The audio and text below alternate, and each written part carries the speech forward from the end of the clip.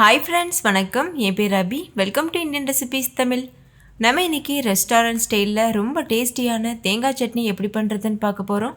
வீட்டில் தேங்காய் சட்னி செய்கிறதும் ஹோட்டலில் சாப்பிட்றதும் கொஞ்சம் வித்தியாசமாக இருக்கும்ல. நான் இன்றைக்கி உங்கள் கூட 2 சீக்ரெட்டான இன்க்ரீடியன்ட் சேர்த்து இந்த தேங்காய் சட்னி செஞ்சு காமிச்சிருக்கேன். இதே போல் நீங்கள் வீட்டில் செஞ்சீங்கன்னா கண்டிப்பாக உங்களுக்கு பெர்ஃபெக்டான ரெஸ்டாரண்ட் ஸ்டைல் தேங்காய் சட்னி கிடைக்கும். இது இட்லி தோசை கூடலாம் வச்சு சாப்பிட ரொம்பவே சூப்பராக இருக்கும். வெண்பொங்கல் கூடவும் வச்சு சாப்பிடலாம். அந்த டெக்ஸ்சர் அந்த சுவை எல்லாமே ரொம்பவே சூப்பராக இருக்கும். இப்போ வாங்க வீடியோக்குள்ளே போய் இந்த ரெசிபி எப்படி பண்ணுறதுன்னு பார்க்கலாம். வீடியோக்குள்ளே போகிறதுக்கு முன்னாடி நம்ம சேனலை சப்ஸ்கிரைப் பண்ணிக்கோங்க. பக்கத்தில் இருக்க பெல் சிம்பலையும் கிளிக் பண்ணிக்கோங்க. நான் சொன்னேன்ல அந்த சீக்ரெட்டான இன்க்ரீடியண்ட் அது இந்த கடலைப்பருப்பு தான். 2 டேபிள் ஸ்பூன் அளவு கடலைப்பருப்பை சுடு தண்ணியில் அரை மணி நேரம் ஊற வச்சு எடுத்திருக்கேன். அந்த கடலைப்பருப்பை நம்ம மிக்ஸி ஜாரில் சேர்த்துக்கலாம். இது சேர்த்து பண்ணும்போது நல்ல ஒரு சூப்பரான டெக்ஸ்சர் கிடைக்கும். ஒரு அரை மூடி தேங்காவை சின்ன சின்ன பற்களாக துண்டு போட்டுட்டு இது போல் சேர்த்துக்கோங்க. நீங்கள் தேங்காயை துருவிட்டும் சேர்க்கலாம், அப்படி இல்லைன்னா இந்த மாதிரி கூட சேர்க்கலாம். இது கூடவே 2-3 பச்சை மிளகாய் சேர்த்துக்கோங்க. உங்கள் காரத்துக்கு தகுந்த மாதிரி பச்சை மிளகாயோட அளவை நீங்கள் குறைச்சிக்கலாம். இது கூட 2-3 கருவேப்பிலை சேர்த்துட்டு 2 டேபிள் ஸ்பூன் அளவுக்கு பொட்டுக்கடலை சேர்த்துக்கோங்க. தேவையான அளவு உப்பு சேர்த்துக்கோங்க. கூடவே நான் சொன்ன 2வது சீக்ரெட்டான இன்க்ரீடியண்ட் இந்த சர்க்கரை. 1 டீஸ்பூன் சர்க்கரை சேர்த்துக்கோங்க. இப்போ இது கூட 2-3 பல் பூண்டு சேர்த்துக்கோங்க.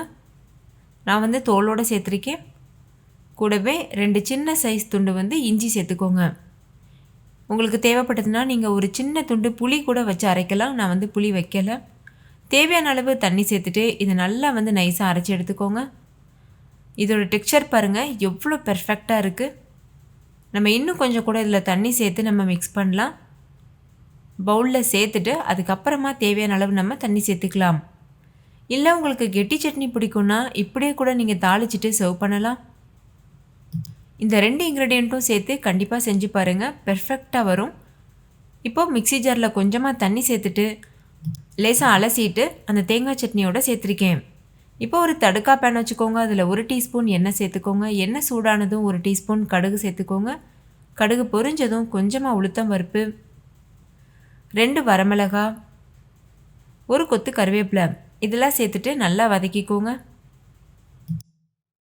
இப்போ இந்த தாளிதத்தை நம்ம சட்னியோடு சேர்த்துருங்க. சேர்த்ததுக்கப்புறமா நல்லா மிக்ஸ் பண்ணிக்கோங்க. இந்த ஸ்டேஜில் நீங்கள் உப்பு செக் பண்ணிக்கலாம். உப்பு தேவைப்பட்டதுன்னா நீங்கள் சேர்த்துக்கலாம். அவ்வளோதான் ஃப்ரெண்ட்ஸ், நம்மளோட டேஸ்டியான ரொம்பவே பெர்ஃபெக்டான தேங்காய் சட்னி சூப்பராக தயாராகிருச்சு. நீங்கள் கண்டிப்பாக இன்றைக்கி இந்த ரெசிபியை ட்ரை பண்ணி பாருங்கள்.